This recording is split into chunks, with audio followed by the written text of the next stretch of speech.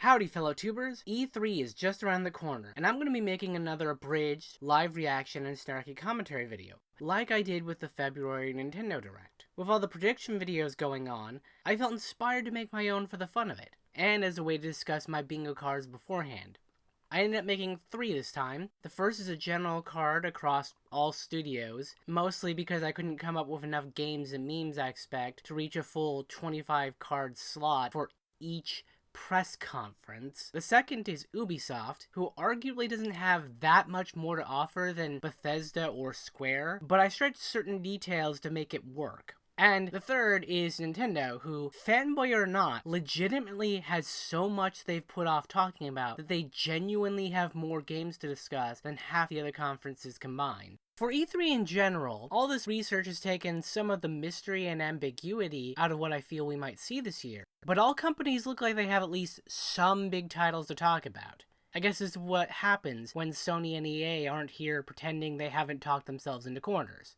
Square doing something with the Avengers could easily go either way, but every time a high-profile licensed property gets made into a game, I'm always hoping they manage to succeed. Because imagining what you would do with these kinds of characters' abilities is half of what makes them so compelling in the first place. I don't really expect to want to play Battletoads, but this is a franchise that was built on playing with gaming tropes and pushing boundaries. As long as they don't screw it up, it will at least be one of the most entertaining things to watch at the conference. Same goes for Starfield, with extra emphasis on the fact that this is a whole new IP from Bethesda. That could range from anywhere from No Man's Sky to Elder Scrolls meets Mass Effect. Looking forward to hearing more about Psychonauts 2, despite probably not meeting most people's expectations, as long as they manage to not fall into the trap of overly large worlds that aren't engaging to traverse. A collectathon platformer is always welcome in my books. For my more mimetic predictions, do I actually expect Microsoft to debut another car specifically?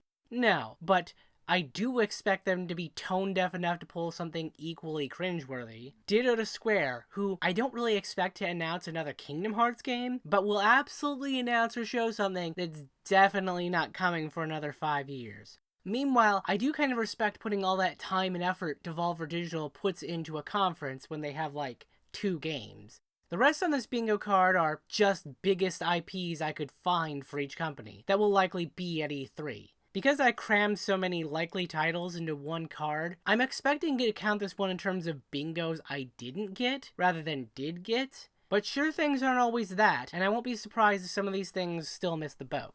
Moving on, there are 3 big things I expect out of Ubisoft. First of all, I expect another crossover game of some kind. Between the success of Kingdom Battle and the Star Fox content being the biggest draw for Starlink, this is a collaboration that's not likely to just stop anytime soon. Kingdom Battle 2 is a safe bet, but I also wouldn't be surprised if they continue the wacky minigame nonsense the Rabbids are traditionally known for and have them clash with Wario.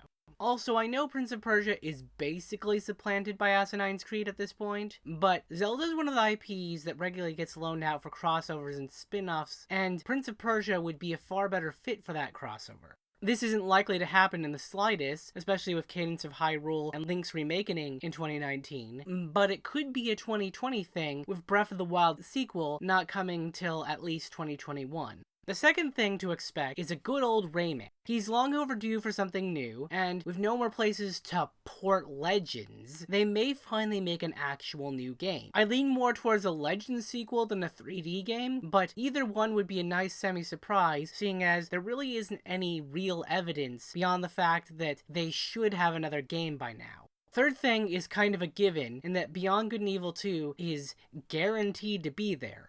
The real question is how well this project is realistically going, and if we'll get a release window. Also, I'm low-key predicting Jade as a wildcard Smash character, which leads to the final bingo card, and the more wild and hopeful predictions, rather than well-informed assumptions. Nintendo's got a lot they've just not talked about for the whole year. The sheer number of things we know they have coming will fill out a direct nicely.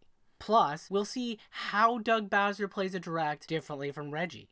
For starters, as someone who hasn't played Animal Crossing since the GameCube era, but still occasionally has the itch to play furniture Tetris, I have a reserved fascination with where they might go with it.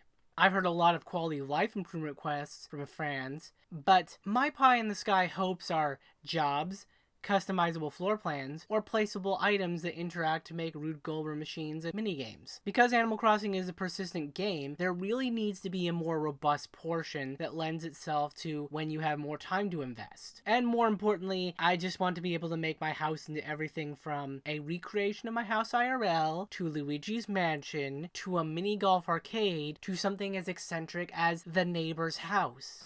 Moving on, I think we're finally going to see just what on earth Retro's been working on all this time. Star Fox Racing was probably just Starlink, and the metal hand shown in Reggie's farewell photo rules out DK for me. There's really not enough information to go on, and while I'm not expecting some revolutionary AAA title that could actually win a Game of the Year for Nintendo, the mystery is one of the most exciting things about this E3 for me. The next game is hope placed on pattern recognition. Super Mario Odyssey was a fantastic game that deserved expanded content, and even had hints that there was going to be DLC, but that never happened. So, like most other fans of the game, I'm hoping for a sequel. Beyond obvious additions like Delfino Plaza Kingdom and a lot more captures, I would really like to see power-ups worked into the Odyssey formula, if only so we can return to the Ruined Kingdom and get a proper Dark Souls in Mario experience. Speaking of power-ups, Nintendo is mostly done with reveals for Mario Maker 2, but I am still holding out hope that in addition to a search by name in Chorus World and grouped together level packs, a Shake It to Change feature will be revealed for at least Super Mario Bros. 3 and New Super Mario Bros. Because Hammer Mario and Frog Mario deserve to be in Mario Maker. If none of this stuff shows, I'll probably pass on it for a good while. Either way, I feel certain the potential second game style will be revealed at E3, rather than saved for DLC. Link's Awakening will probably get a release date, and it will be interesting to see if they added any content, or literally just remade the original game in 3D. In addition to a mostly unnecessary rehashing of some key details of the Pokemon Direct on June 5th, we'll probably get a deeper look into town to see how it really ticks, and what it does to separate from Pokemon. Finally, I've been holding off on the big S, and after delving far too deep into Smash speculation over the last few months, I make these predictions. We're getting 2 character reveals at E3, and one will most likely be the character codenamed Brave. For those who don't know, when Smash Ultimate was released, data miners found 3 unused character slots with the codenames Paku, Jack, and Brave. Paku was Piranha Plant, and Jack was clearly Persona 5's Joker. But Brave has been a subject of much debate. The most widely held assumption is Erdrick from Dragon Quest because of supposed leakers claiming a Dragon Quest character was coming, and a tweet by a Dragon Quest developer about the Brave shield. Personally, I won't mind terribly if we get Erdrick in Smash. Dragon Quest deserves a rep, and he's likely to represent what I enjoy about RPGs better than Cloud does. That said, I'm predicting Agumon from Digimon. Agumon has just as many, if not more, connections to the title Brave than Erdrick through his own Brave shield and the song Braveheart in the anime. Bandai Namco has done a large bulk of the work on the last 2 Smash games while only having 1 rep, and they'll definitely be easier to negotiate licensing details than Square has been. Also, despite Sakurai focusing on Hayachi and Lloyd in the past, Digimon as a franchise actually has made a lot more money than Tails or Tekken. And with a Pokemon Digimon crossover some fans have wanted for ages, Nintendo may have found a Digimon rep more desirable. I also feel that a Digimon with a virtual pet maintenance and digivolving mechanic has unique potential for playstyle. Regardless of what comes out of Brave, I'm certain the 3rd character will be announced based on how much time is left before the DLC deadline, and the way multiple characters were released at E3 during Smash 4's cycle. I don't honestly know who it will be, but I expect it will be Banjo-Kazooie, given Microsoft's relationship with Nintendo lately. Alright, now I'm all set up for E3. Here's hoping the conferences are smooth, the games are fun, the surprises are mind-blowing, and the cards spell bingo. See you in a week.